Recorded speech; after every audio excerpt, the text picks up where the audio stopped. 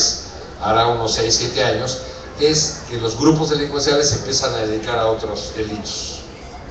Cerradas las vías para el tráfico de drogas, empiezan a extorsionar, a secuestrar, a robar, ¿no? En Ciudad Juárez hubo un momento en que ni el más humilde vendedor ambulante se salvaba de pagar cuota, ¿no? Bueno, como ha ocurrido en muchos lugares del país, ¿no? Como ocurrió sobre todo en la Tierra Caliente, lo cual dio origen de Michoacán, lo cual dio origen al surgimiento de las autodefensas. Entonces, bueno, pues eso pasó en Iguala, donde quiero volver a la personalidad del alcalde, José Luis Abarca.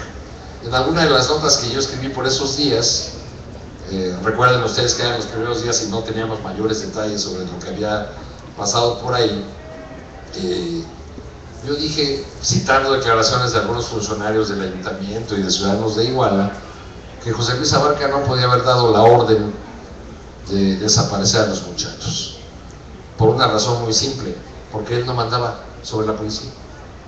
El control de la policía no estaba en sus manos, estaba en las manos de los delincuentes, ¿no? del cártel al que han acusado. Con el correr de los días supimos la dimensión de esta tragedia, porque los padres de familia se empezaron a acercar a la normal.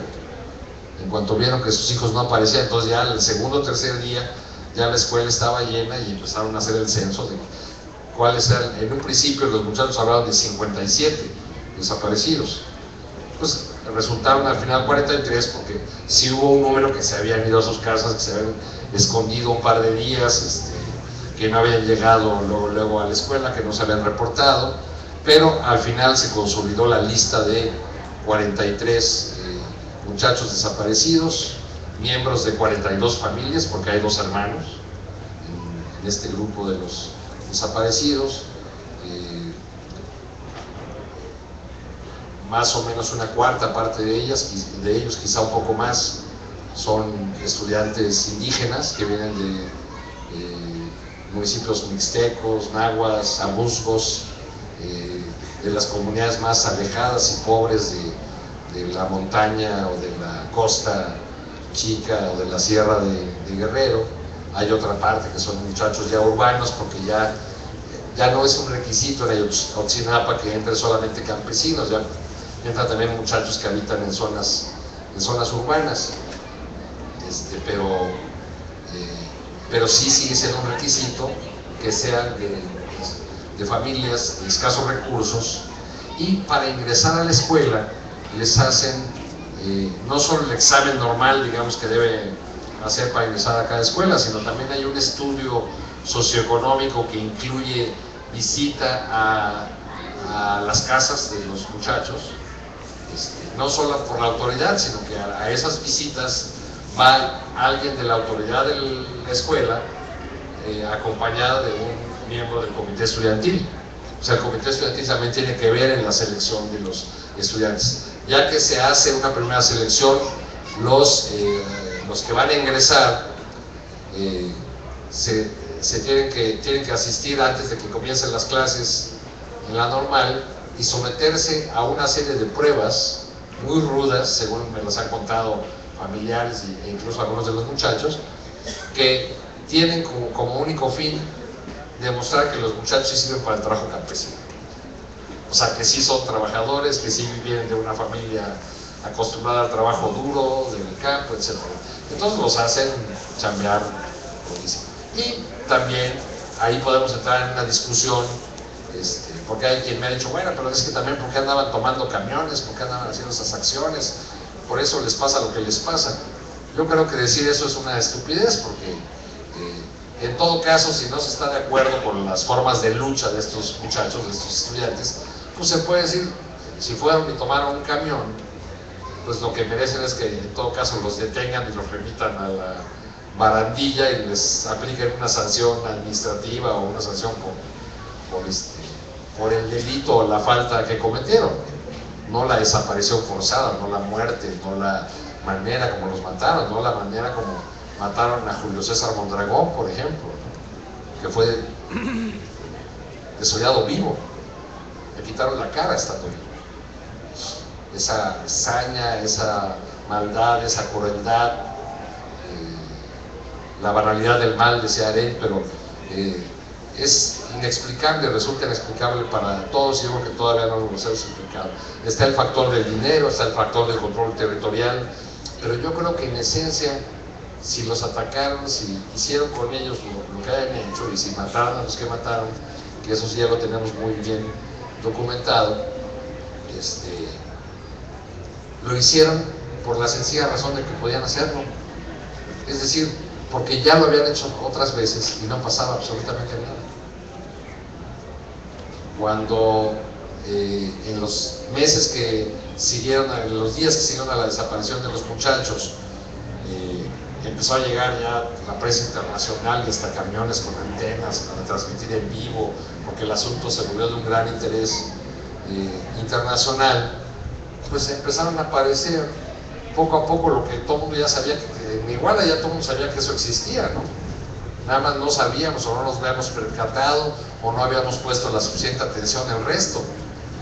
Empezó a aparecer que en todos los alrededores de Iguala pues había una y otra fosa clandestina, donde habían terminado muchas personas, ciudadanos comunes y corrientes de Iguala, no criminales, no miembros de pandillas, no víctimas de una disputa entre dos cárteles rivales, sino ciudadanos que habían sido secuestrados para pedir un rescate, o bien que habían mirado en un mal momento al capo que había ordenado que a ese me lo desapareces. Hay todavía por ahí, por cierto, mañana vienen a hacer una manifestación ante la Secretaría de Gobernación, un comité que los periodistas hemos dado en llamar el de los otros desaparecidos, ¿no? Ahí me tocó ver el surgimiento de ese comité porque por ahí del 22 de octubre hubo una marcha en Iguala, no, ¿cuál el 22? El 26, cuando se cumplió un mes. Los padres y los normalistas decidieron marchar en Iguala para cumplirse un mes de la desaparición de los 43. Ese creo que fue el único día que el 100% de los igualtecos recibió muy bien a los de Ayotzinapa, porque la gente salió, puso mesitas en las banquetas afuera de los negocios, con limonada, con agua, con algún tentempié, y salieron con globos y todo. Ya luego las cosas fueron cambiando, pero ese día salieron. Y por ahí, en medio de los maestros y de los normalistas y los padres, iban marchando dos familias, una de ellas, un par de hermanos que llevaban un cartel que decía: se necesita una desaparición masiva para que busquen a nuestras familias. Era una familia de Huitzuco con un hermano desaparecido desde 2008. A ese hombre lo secuestraron, era taxista, desapareció con su taxi, después se encontraron el taxi, les pidieron rescate, ellos denunciaron, la PGR les mandó unos agentes que estuvieron viviendo en su casa como un mes, a costa de la familia, ¿no? Porque a los agentes ni les dan viáticos para comer ni nada, recomendándoles no contesten, si contesten digan esto. Total que ellos, la familia, se entregó totalmente en manos de la autoridad, hizo lo que la autoridad le dijo. Llegó un momento que nunca les dieron una prueba de vida y la comunicación se cortó. Pues desde entonces la autoridad desapareció y la familia Vergara sigue buscando a su hermano sin haberlo encontrado hasta ahora. Familias como los Vergara están buscando a sus seres queridos, y lo peor es que, a diferencia de los de Ayotzinapa, que dicen vivos se los llevaron, vivos los queremos, esas familias, y eso es lo más doloroso en el caso de los otros desaparecidos, no buscan vivos, buscan muertos.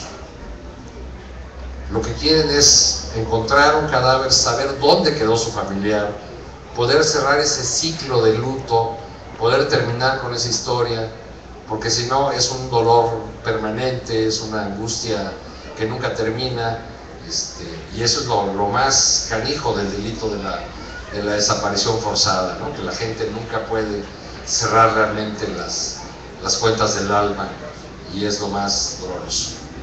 Así como el caso de Ayotzinapa abrió esta cloaca de los otros desaparecidos de Iguala, a los que nadie les había hecho caso, a los que nadie les había tomado pruebas de ADN, así también el país entero despertó con el caso de Ayotzinapa a la situación de los más de 23,000 desaparecidos que hay en todo México, y de los que nadie dice nada, o la autoridad, en lugar de dar más recursos o elaborar estrategias adecuadas para buscar a estas personas, lo que ha hecho es recortar, como hicieron el año pasado en la Cámara de Diputados, los recursos para la unidad especial de la PGR de atención de búsqueda de personas desaparecidas. Esa es la situación real en la que nos encontramos. Un mes después marcharon los Vergaras, se empezaron a juntar con ellos otras familias, luego más, por ahí un sacerdote que se puso a la pila les prestó la parroquia y un salón de juntas para que organizaran este grupo y estas búsquedas. Y entonces es impresionante ver a las familias, adultos, ancianos, niños, ¿no?, subiendo a los cerros armados de unas varillas para picar la tierra, a ver dónde puede haber alguna fosa. Bueno, tienen un registro de más de 300 desaparecidos, porque esa es la otra cosa, que muchas familias no denunciaban, entonces ni siquiera se sabía cuántos había, y hasta el momento yo creo que no se conoce una cifra real, ¿no? Y han encontrado ya una cuarentena, creo que unas 4 decenas de cuerpos en esas fosas, por la insistencia de los familiares, y porque la mayor parte de las fosas clandestinas las han encontrado los mismos familiares, no los peritos de la PGR, no las brigadas, no los perros policía que llevan, ¿no? Les llaman binomios caninos ahora, no sé por qué, pero en mis tiempos decían los perros policía, pero sino las familias. Me decía el hermano me decía Mario Vergara, cuyo hermano está desaparecido, nosotros los encontramos porque nosotros buscamos con el corazón, y ahí andan, pues, ahí siguen buscando, hasta donde tengo entendido, por su insistencia y por su necedad, les ha brindado algún apoyo la PGR, y el gobierno del estado ha sido muy generoso, ¿no?, en darles unas palas y unos picos y unas barretas para que hagan su búsqueda, pero solamente han buscado en 3 o 4 lugares de los muchos que los habitantes de Iguala y de los municipios aledaños señalan como probables lugares donde los grupos delincuenciales solían enterrar a sus víctimas.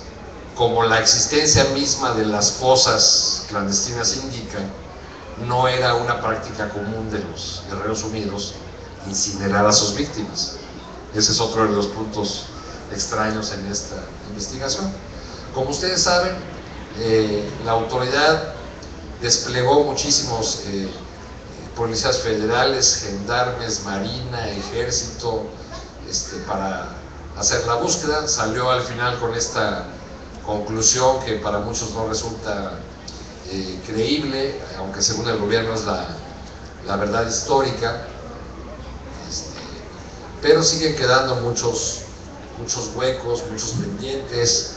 Los padres mismos no han rechazado que la búsqueda termine. Ellos señalan que siguen buscando a sus hijos vivos, y han hecho todo lo que han tenido en sus manos para buscarlos. Por ejemplo, incluso a veces han hecho alianzas o se han puesto en mano de gente de dudosa reputación en el afán de tratar de encontrar a sus hijos, ¿no? Por ejemplo, a Iguala llegó una organización que se llama la Unión de Pueblos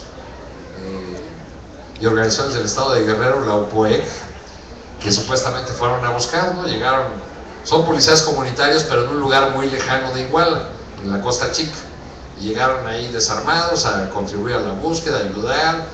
Se quedaron unas semanas, pero pues ya cuando cayó el gobernador Aguirre, como el convenio era con él, pues ya se empezaron a alejar. Me tocó estar en una de esas búsquedas porque en una ocasión acompañaron los de la UPOEC a los padres de Ayotzinapa. Les dijeron que los iban a llevar a un lugar, porque mucha gente, así es como los padres, como los familiares de los otros desaparecidos, se han enterado de la ubicación de posibles fosas.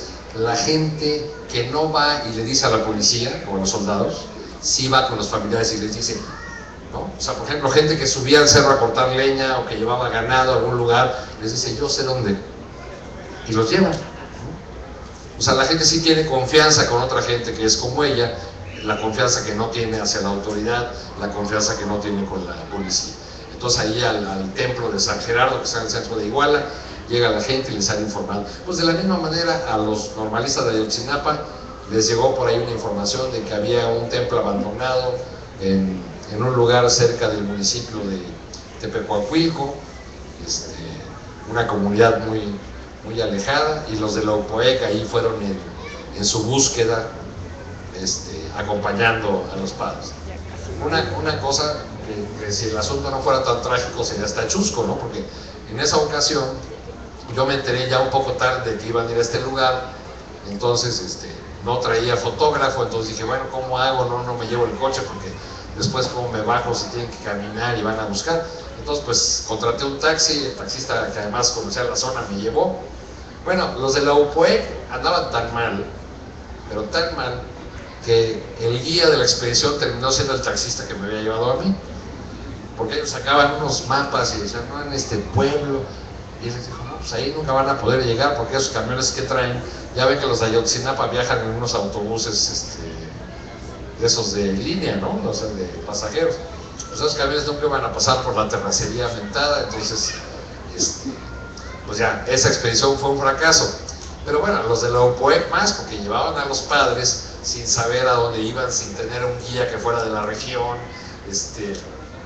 Bueno, finalmente en otra ocasión fueron a ese templo, por ahí abrieron, habían llegado ahí porque la gente de la región les decía que en ese lugar solían esconder a personas secuestradas, y que eso lo sabían porque ellos veían llegar a personas en motoneta o en camionetas que llevaban comida para ese lugar. Bueno, pero como ese lugar hay muchísimos en todos los municipios que circundan al estado a la ciudad de Iguala. En esa ocasión de este viaje a Tepecuacuilco,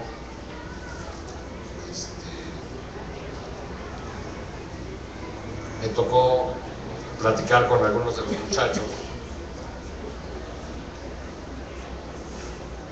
Permítanme.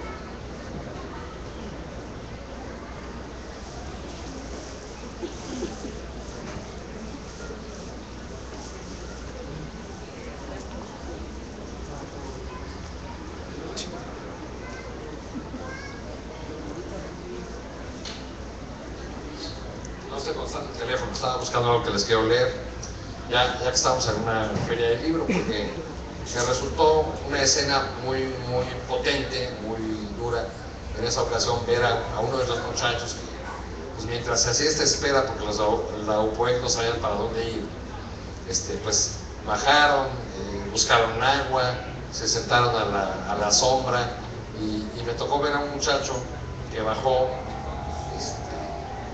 y no hizo amigos con sus compañeros, ni se fue caminando por ahí como andaban otros, sino que buscó una sombrita, sacó un libro y se puso a leer.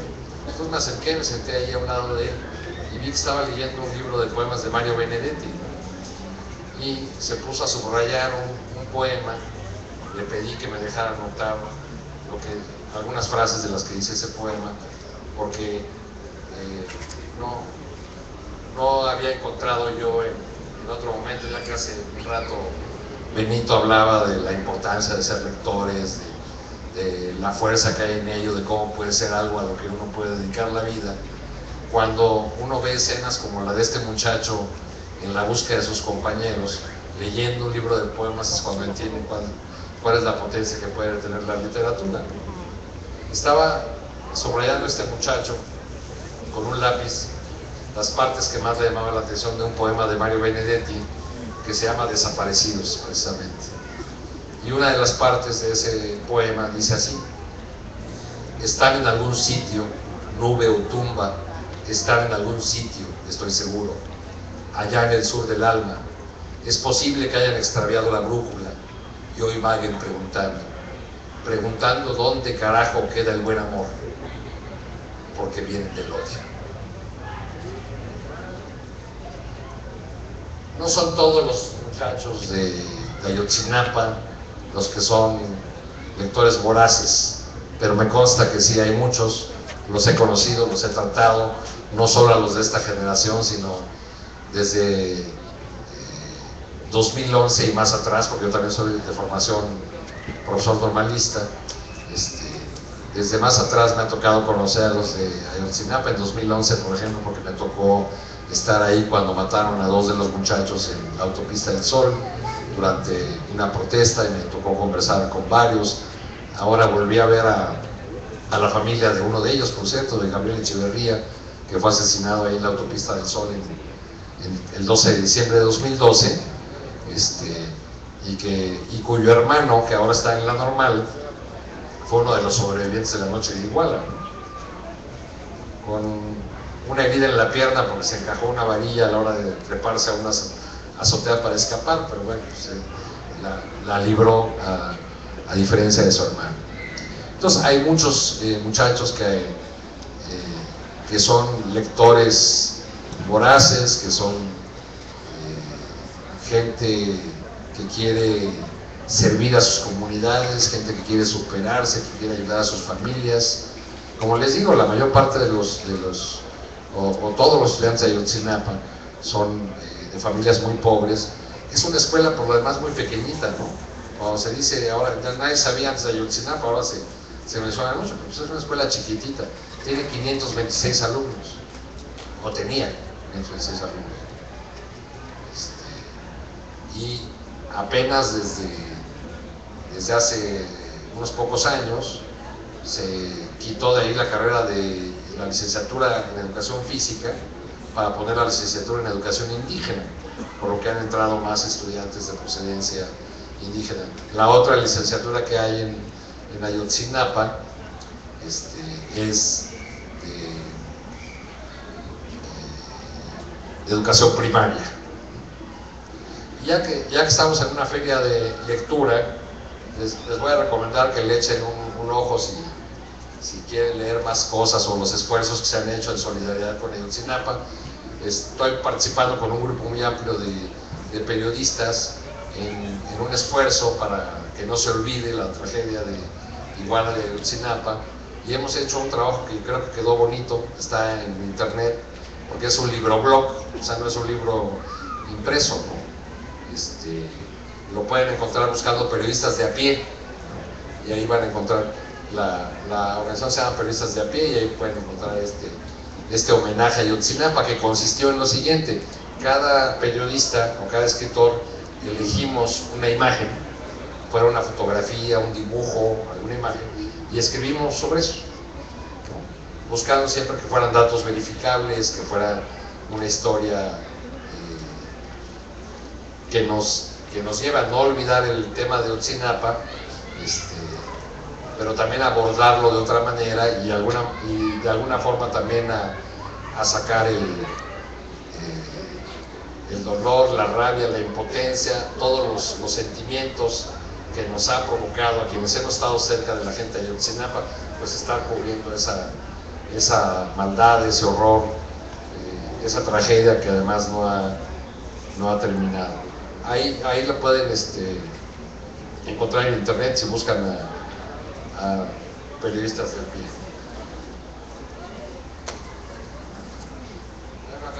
Todavía no acaba Benito.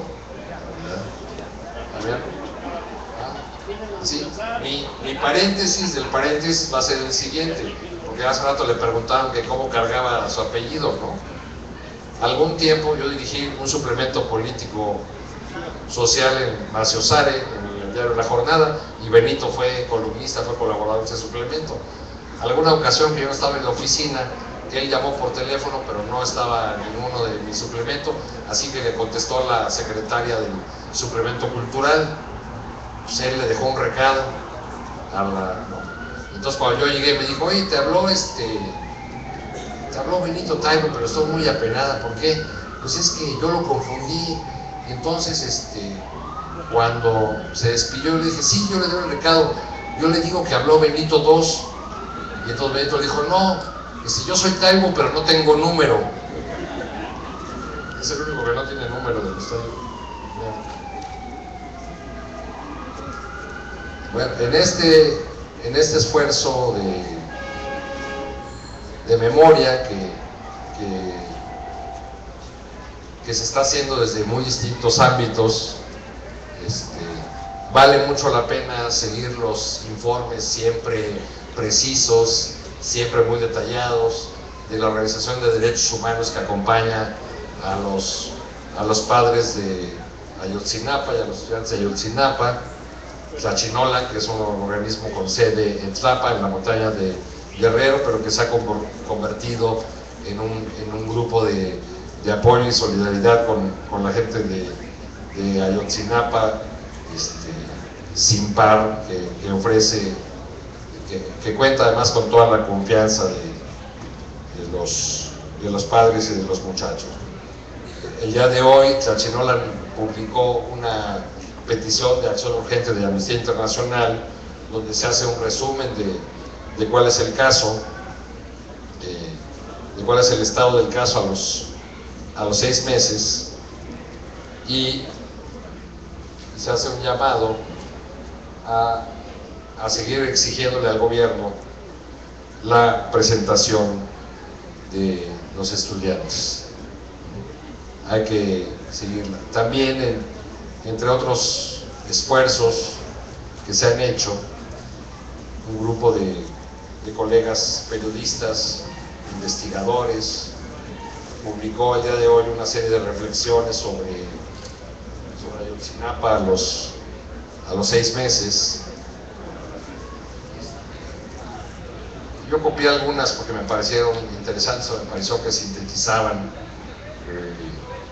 pues cuál es el ánimo de este país que parece que va a llegar a las elecciones como si nada ocurriera, como si nada pasara, quizá porque hay poco interés ya en el proceso electoral, o quizá porque a la clase política no le importa ya lo que piensa la población o lo que sufra la población. En el caso de Guerrero, por ejemplo, yo vi, y particularmente en Iguala, me preguntaba yo a los 4 o 5 meses que estuve ahí de los hechos, pues qué había cambiado realmente en Iguala después de la desaparición de los muchachos. Yo creía que básicamente nada. O sea, los empleados del ayuntamiento, colaboradores de José Luis Abarca, fueron despedidos solo después como de 4 meses y medio. Los policías sí los sacaron y los otros no los han dejado regresar, pero siguen los asesinatos, siguen las desapariciones, testimonios de los habitantes hablan de que sigue el cobro de cuotas, a pesar de la fuerte presencia de la Gendarmería, de la Policía Federal, pues parece que eso no se resuelve porque no hay una decisión de combatir a fondo con acciones integrales el crimen organizado, sino solamente de hacer una presencia escenográfica de que el ejército, la Gendarmería, la Policía Federal pongan sus retenes y luego anden ahí paseando o exhibiéndose por la ciudad, con los helicópteros sobrevolando, pero sin que nada ocurra. Dice Carla Medina, Ayotzinapa le preguntó de frente al presidente cuáles eran las responsabilidades del Estado mexicano. La falta de respuesta puede transformar a México más de lo que su gobierno ha podido mover. Esta reflexión de Carla me recuerda a mí las preguntas que nunca respondió Peña Nieto, las preguntas de Alfonso Cuarón, por ejemplo. No nos faltan 43, dice Karen Villeda. Nosotros les faltamos a 43 por nuestra postración, nuestra negligencia y nuestra atonía. Nosotros somos la falta. Guillermo Sorno dice, Ayotzinapa, la grieta de hoy, el abismo de mañana. Emiliano Ruiz Parra dice: Ayotzinapa fue el niño del cuento que gritó que el rey iba desnudo.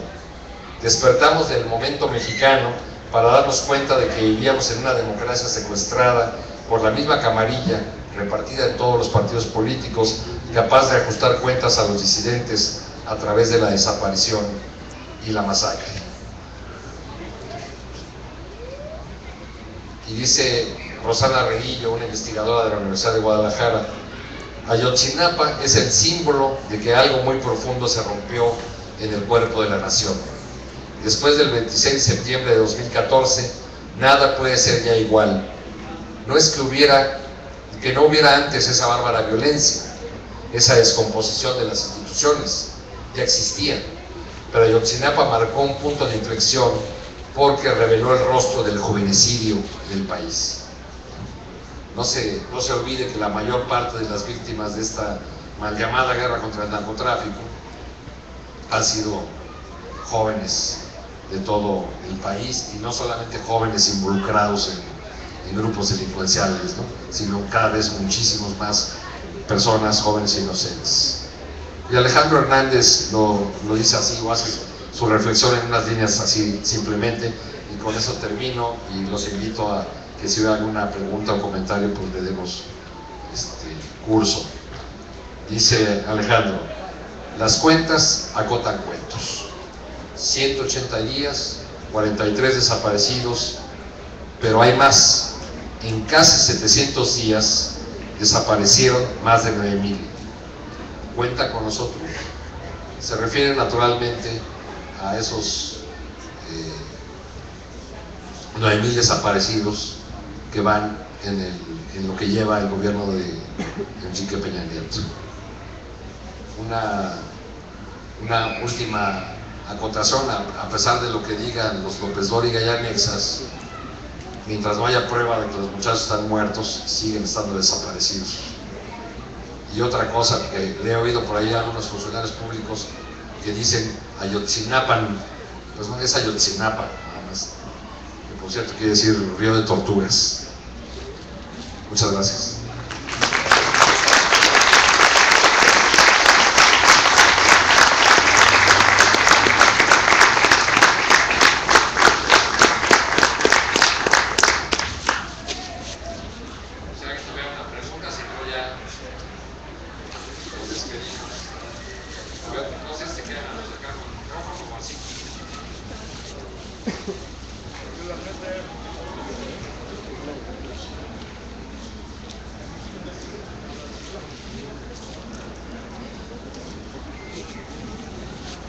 Muy buenas noches, mi nombre es Juan Luis, vivo en este municipio.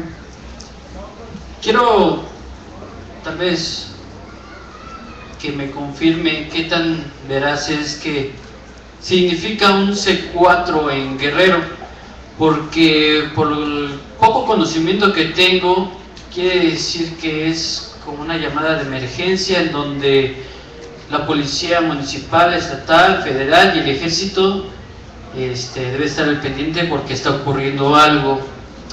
Me llama la atención este detalle, porque si dieran un C4 para que se dieran cuenta que estaba sucediendo algo desde que entraron los normalistas, pues se me hace un encubrimiento, porque ya todos sabían. Quisiera saber si esa es verdad de lo que yo estoy pues manifestando, ¿no?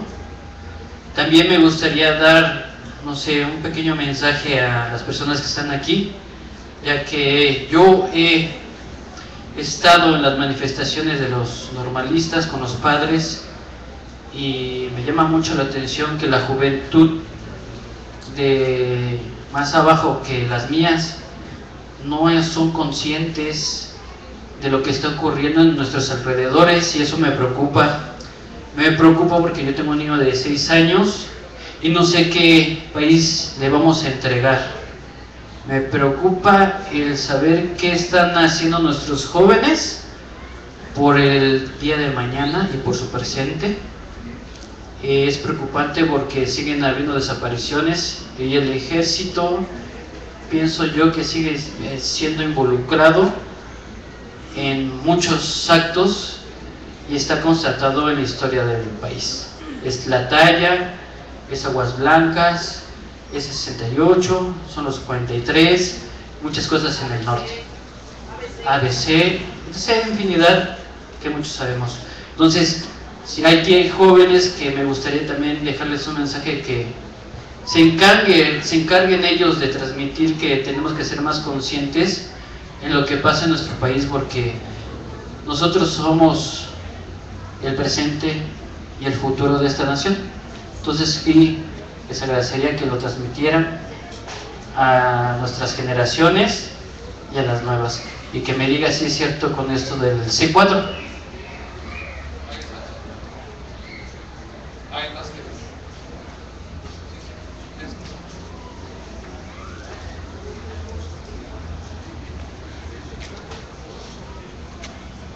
Buenas noches, mi nombre es Jair. Tengo dos preguntas. La primera es, ¿por qué Ayotzinapa es la gota que derrama el vaso? Mencionaste algo acerca del juvenicidio y también del secuestro múltiple, quizá vaya por ahí. La segunda es, yo soy estudiante de pedagogía de la UNAM. El crimen es de lesa humanidad, pero a muchos pedagogos y pedagogas en formación es algo que hacen como que directo hacia nosotros, hacia la educación. Ante esto, yo quisiera saber qué podemos hacer, además de estar informados con medios confiables, La Jornada, Proceso, Aristegui, ahora con todo esto que está sucediendo. Y también lo que decía Taibo, ¿no? De que leer es resistir. ¿Qué puede hacer la juventud? Que, como lo decía el compañero que pasó, es el presente y el futuro.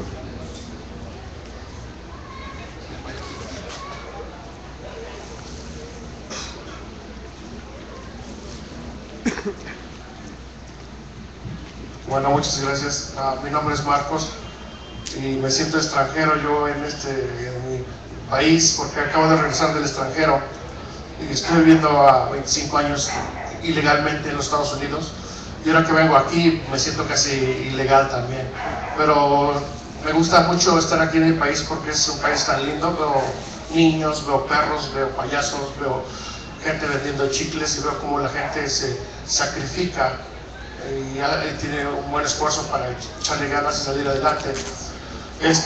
Mi pregunta para usted es, no sé exactamente qué es usted, si es periodista o lo que sea, pero a veces pienso, o la pregunta es de que usted no cree que a veces el mundo media o periodista apoya a la delincuencia en términos de propaganda. Por decir, si hay un secuestro en Nezahualcóyotl, lo dimensionan en la televisión, en la radio muchas veces, que parece que se le está dando más propaganda que en lugar de apoyar a la sociedad en animarlos y ser más positivos.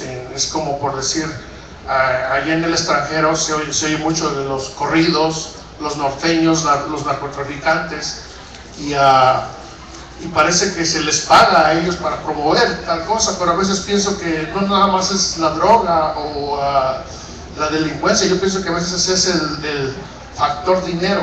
El dinero es el que nos hace matar, secuestrar, y muchas veces matamos hasta por $1, por $100, por 5,000 pesos. Hoy en día he descubierto a través de estudios de literatura, de etcétera, etcétera, me he dado cuenta que a veces a uno lo pueden asegurar sin que uno se dé cuenta, y entonces de repente la familia no sabe de ello nada, y es el dinero. Y obviamente que el primer culpable va a ser el narcotraficante, pero en sí es el dinero. A veces hasta un familiar lo puede a uno asegurar por tanta cantidad, y a veces hasta el mismo amigo que lo saluda a uno lo puede a uno asegurar, mandarlo a matar, y él recibe el dinero y uno como si nada.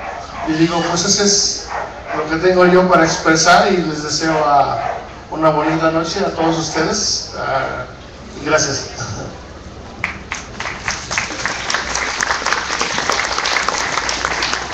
Bueno, el C4 en Guerrero es lo mismo que el C4 aquí, creo que el edificio del C4 está aquí a la vuelta, ¿no?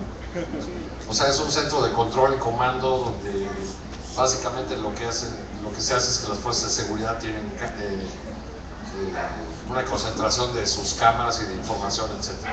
Entonces, cuando las notas se han referido al C4 en el caso de Guerrero, lo que han reseñado es que autoridades federales y estatales estaban informados de los movimientos de los alumnos de Ayotzinapa desde que salieron de la normal ese día.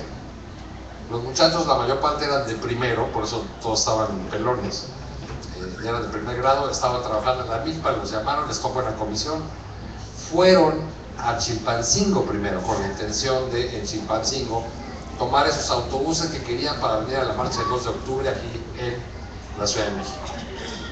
Y el C4 tuvo información sobre todos sus movimientos, no desde que entraron a Iguala, sino desde que salieron de Ayotzinapa. O sea, salen de Ayotzinapa, van a Chilpancingo y ahí se topan que en la central camionera hay varias patrullas y parece que una tarjeta del ejército también.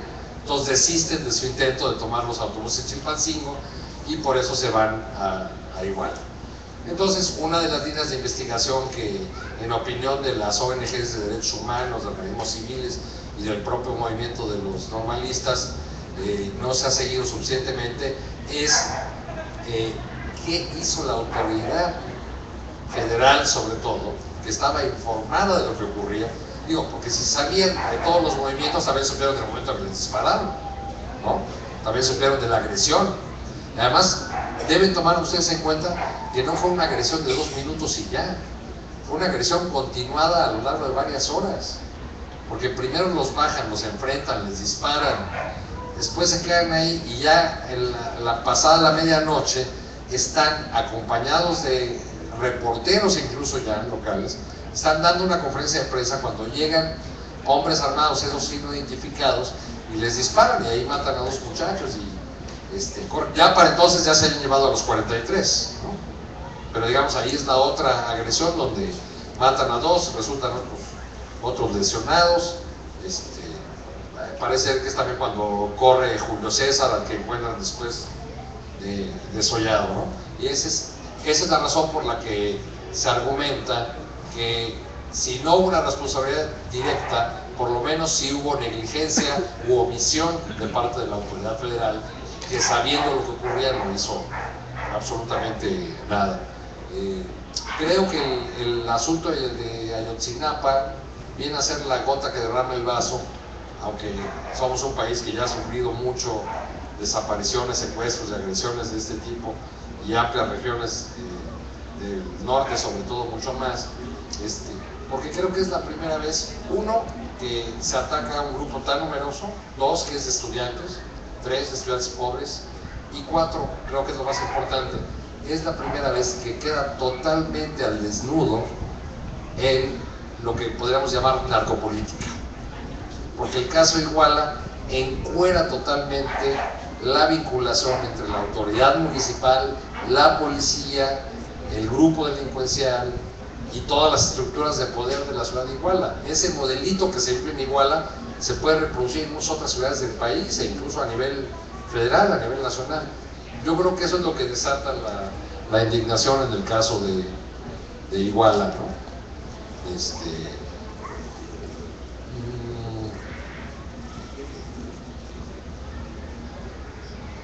¿Qué se puede hacer? Pues yo creo que lo que han estado haciendo, los que han estado movilizados al respecto, lo que estamos haciendo ahora mismo, que es hablar del tema, no dejar que se olvide, no dejar que se silencie, no dejar solos a los padres y familiares. Yo creo que van a seguir ocurriendo muchas cosas, no sé cómo, en qué condiciones va a llegar el estado de Guerrero, al menos a unas elecciones, y no solamente porque están los rebeldes protestando en varios municipios, sino porque hay otras regiones del estado de Guerrero donde todo el control está en manos de los delincuentes y el personal del Instituto Electoral no puede ni siquiera entrar, no puede ni siquiera capacitar a nadie, no porque estén los radicales de la CETEC impidiendo que haga su trabajo el Instituto Electoral, sino porque hay delincuentes, por ejemplo en un distrito del Acapulco, ¿no?, que controlan toda esa zona y entonces ahí no se puede hacer nada. ¿no? Ya han matado a encuestadores en varias partes del país, han matado a personal de la Sedesol, del INE, en fin. Entonces yo creo que pues, lo que podemos hacer es lo que sigue haciendo. Yo creo que tiene razón el compañero que se refirió a que a veces los medios resultan apoyos de la delincuencia, pero creo que ese es un asunto menor, porque hay algunos medios de comunicación que venden nota roja porque el morbo vende, pues. No es el trabajo de muchos de los periodistas, y al hacer un juicio de esa naturaleza no debemos olvidar que México es el país más peligroso de toda América Latina para los periodistas, que han sido asesinados, así como otros profesionales que también han padecido en carne propia los ataques de la delincuencia, como por ejemplo los médicos, que les ha ido de la patada en muchas partes del país. Pues también los periodistas, ¿no? Han resultado, o somos un gremio realmente que está en el blanco de la delincuencia. Los que llevan la peor parte, eso debo decirlo yo, no somos los que trabajamos en medios con cobertura o presencia nacional, sino son los compañeros que viven y trabajan en medios locales, porque yo voy a Tamaulipas, que es el lugar donde más miedo me ha dado estar, y salgo de ahí una semana y ya, no vivo ahí, pero mis colegas que trabajan cotidianamente en Tamaulipas saben que hay muchas cosas que no pueden publicar, con las que no se pueden meter. Cuando estuve hace unos años en Tamaulipas, por ejemplo, mi primera noche ahí, me tocó escuchar una balacera, pero me duró un buen rato. Al día siguiente había nota en uno solo de los periódicos de Tampico. Y la única fotografía que se publicó era una foto donde se veía el lugar de la balacera como de aquí a aquella barda, y unas estas cintas amarillas que pone la policía. ¿Por qué? Porque la orden del cártel que dominaba ahí era: no se publica nada de lo que aquí ocurre. Tamaulipas es el primer lugar para los medios, para la prensa, pero también está el caso de Veracruz con los 8 asesinatos de periodistas nada más en lo que va del sexenio de Duarte y muchos otros. México viene a ser un lugar tan o más peligroso que estar en una cobertura de guerra tipo Afganistán o Siria o alguna de esa naturaleza. Entonces, yo creo que no es un problema del mensajero, ¿no? O sea, no se trata de matar al mensajero. Obviamente que hay medios que sí les interesa exaltar la violencia, vender la fotografía obscena, pero yo creo que no es el caso de los que han estado haciendo las coberturas de Ayotzinapa en términos generales. Yo les diría nada más por último que les reitero la invitación a informarse, a leer en estos medios donde hay periodistas comprometidos, libres, gente que está en la primera fila y en el lugar de los hechos, cubriendo los acontecimientos. Yo con otros grupos de compañeros, muchísimos que me he encontrado en el estado de Guerrero, pues no somos periodistas de los que tienen una columna de opinión y escriben desde el escritorio, sino somos gente que va a los lugares de los hechos, que está ahí en la primera fila para tratar de llevarles a ustedes trozos de la realidad de este dolorido país tan querido y tan nuestro. Les agradezco mucho su atención esta noche.